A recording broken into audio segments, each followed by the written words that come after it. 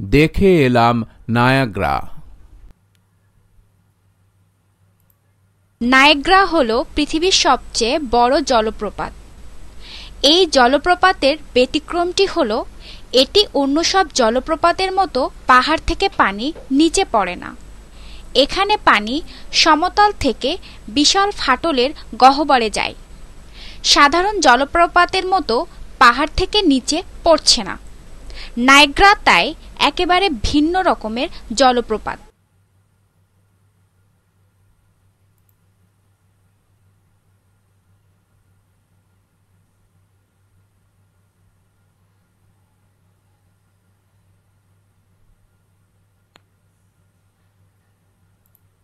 তোমরা নিশ্চয়ই জলপ্রপাতের কথা শুনেছ। জলপ্রপাত দেখার সৌভাগ্য একবার আমার হয়েছিল। নিজের দেশে নয়, বিদেশের মাটিতে কানাডায় গিয়েছি। সেখানকার খুব বড় শহর টরন্টোতে একদিন বন্ধু বান্ধবদের সঙ্গে গল্পের মজলিসে কথা উঠল, সবাই মিলে নায়াগ্রা দেখতে গেলে কেমন হয়। তখনই সকলে রাজি। কোন দিন যাওয়া হবে তাও ঠিক হলো। কোথাও যাব বললেই তো হয় না, কিভাবে যাব তা ভাবতে হয়। বাসে করে যাওয়া যায়, কিন্তু বাসে চেপে গেলে নিজের ইচ্ছা মতো যেখানে সেখানে থামা যায় না। অতএব ঠিক হলো যে কোনো বন্ধুর একটা গাড়ি নিয়ে যাওয়া হবে। শব্দগুলো পাঠ থেকে খুঁজে বের করি, অর্থ বলি।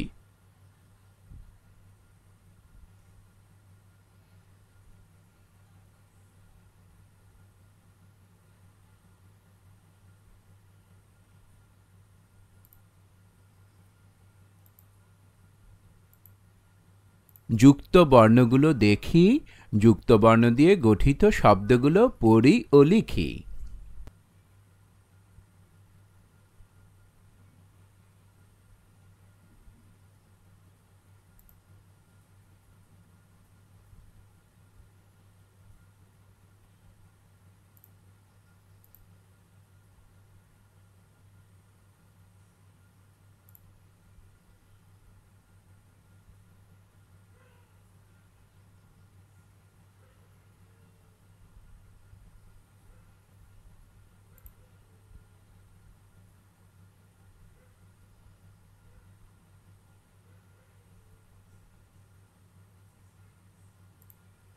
তাই যাওয়া গেল একদিন।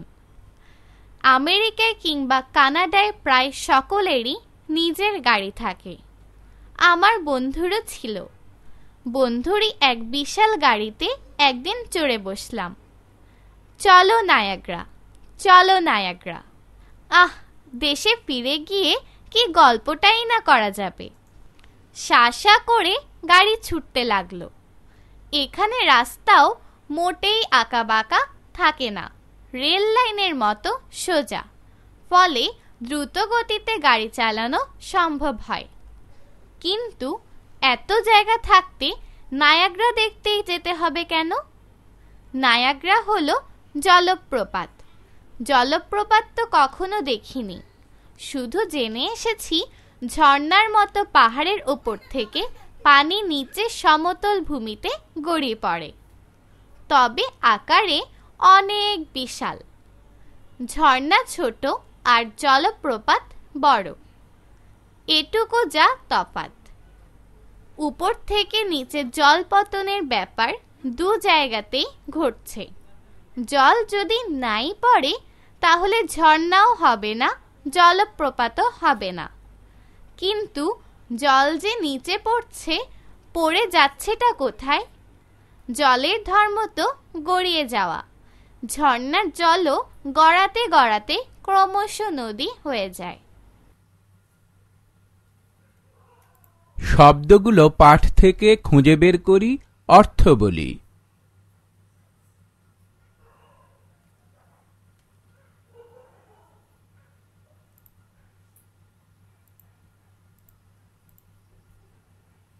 যুক্ত বর্ণগুলো দেখি, যুক্তবর্ণ দিয়ে গঠিত শব্দগুলো পড়ি ও লিখি।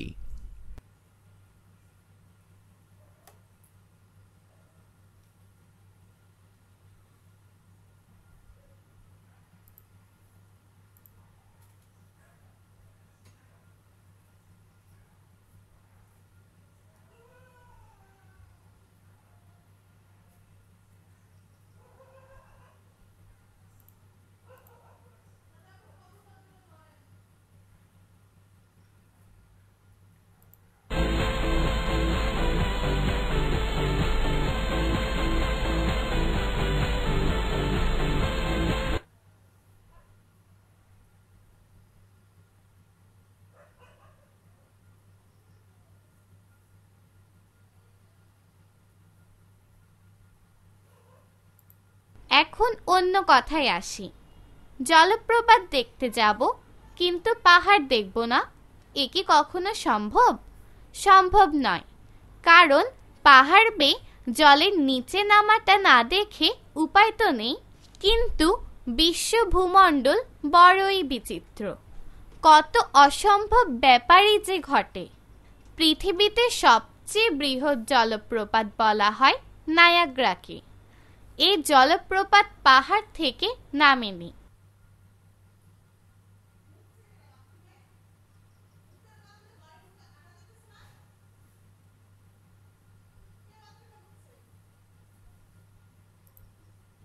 যুক্ত বর্ণগুলো দেখি, যুক্তবর্ণ দিয়ে গঠিত শব্দগুলো পড়ি ও লিখি।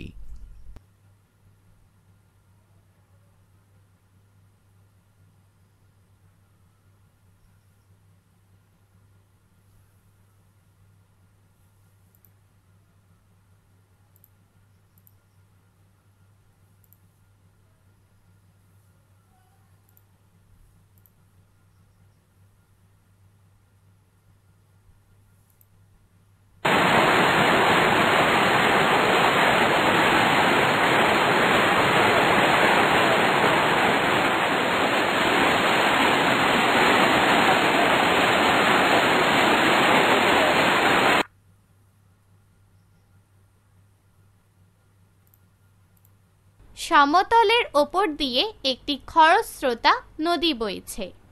সামনের সব কিছু তো ভাসিয়ে নিয়ে যাওয়ার কথা, কিন্তু কই, কিছুই তো ভাসছে না। তার কারণ, যে মাটির ওপর দিয়ে এই খরস্রোতা নদীটি প্রবাহিত হচ্ছে, সেখানে হঠাৎ করে এক বিশাল ফাটল।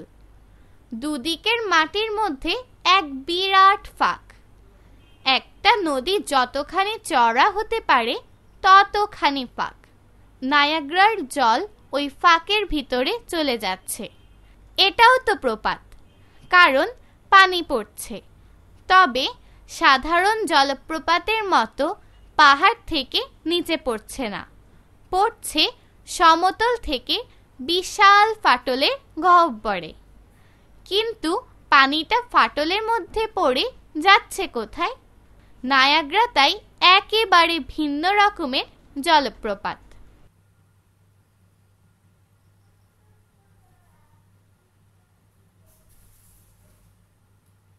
শব্দগুলো পাঠ থেকে খুঁজে বের করি, অর্থ বলি।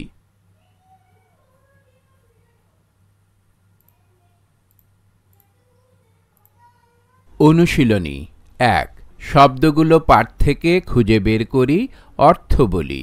কানাডা, দ্রুত গতিতে, পতন, সমতল ভূমি, প্রবাহিত হওয়া, গহ্বর।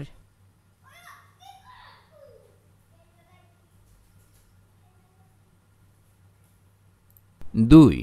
ঘরের ভিতরের শব্দগুলো খালি জায়গায় বসিয়ে বাক্য তৈরি করি।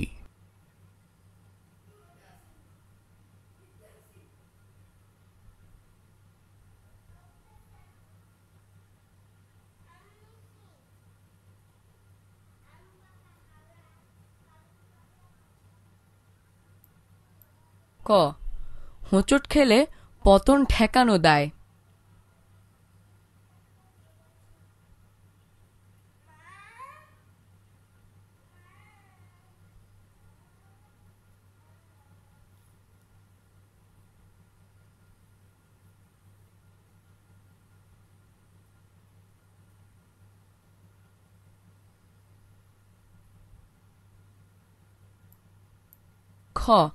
নদীর জল প্রবাহিত হয়ে এক জায়গা থেকে অন্য জায়গায় চলে যায়।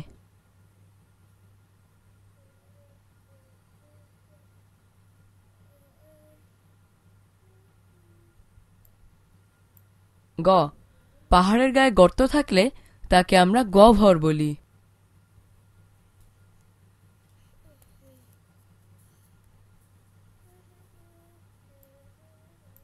ঘ, আমরা দ্রুত গতিতে হাঁটতে পারি।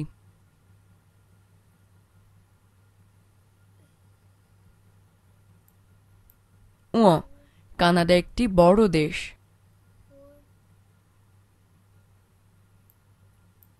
চ, ঢাকা শহর গড়ে উঠেছে সমতল ভূমিতে, কিন্তু চট্টগ্রাম শহর সেরকম নয়।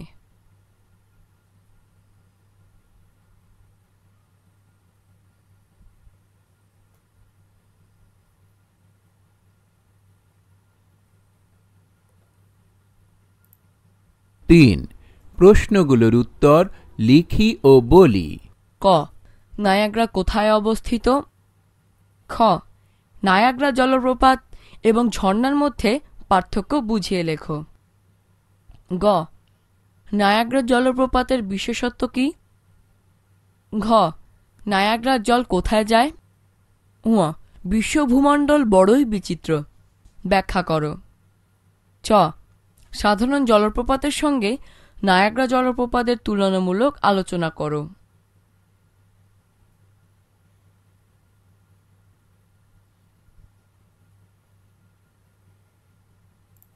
4. ঠিক উত্তরটিতে টিক চিহ্ন দে। ক, নায়াগ্রা কোথায় অবস্থিত? খ, নায়াগ্রা জলপ্রপাত পড়ছে। গ, জলপ্রপাত দেখতে বাসে না যাবার কারণ কি?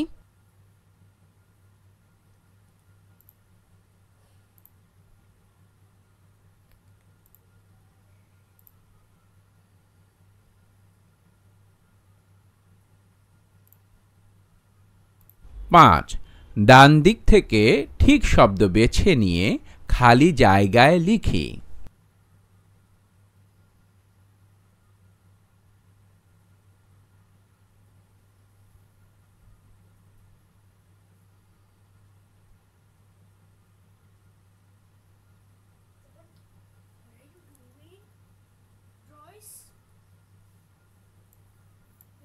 ক, তখন আমিও পড়েছি নায়াগ্রা জলপ্রপাতের কথা।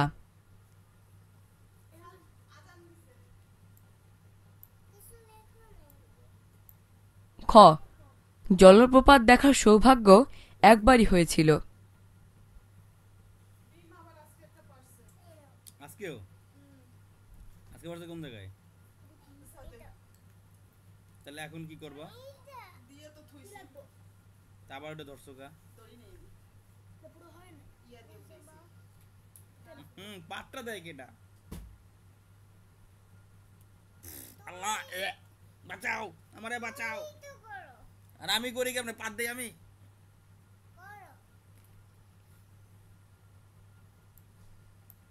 গ, একদিন বন্ধু বান্ধবদের সঙ্গে গল্পের মজলিসে কথা উঠল।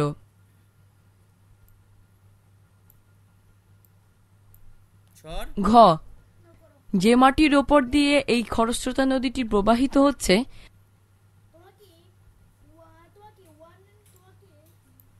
সেখানে হঠাৎ করেই এক বিশাল ফাটল।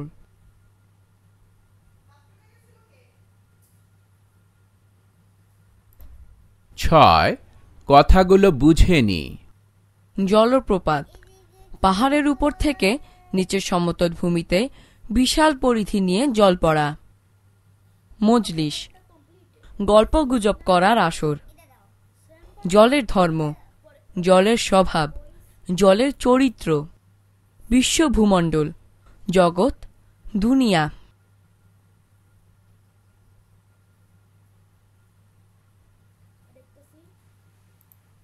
7. কর্ম অনুশীলন। আমি কোথায় কোথায় বেড়াতে বা ঘুরতে গিয়েছি তা মনে করার চেষ্টা করি। এর মধ্যে থেকে যে কোনো একটি জায়গার বর্ণনা দিয়ে বন্ধুর কাছে চিঠি লিখি। কোথায় গিয়েছিলাম, কবে গিয়েছিলাম, কিভাবে গিয়েছিলাম, কি কি দেখেছিলাম, কি করেছিলাম, কি খেয়েছিলাম, কেমন করে ফিরে এসেছিলাম।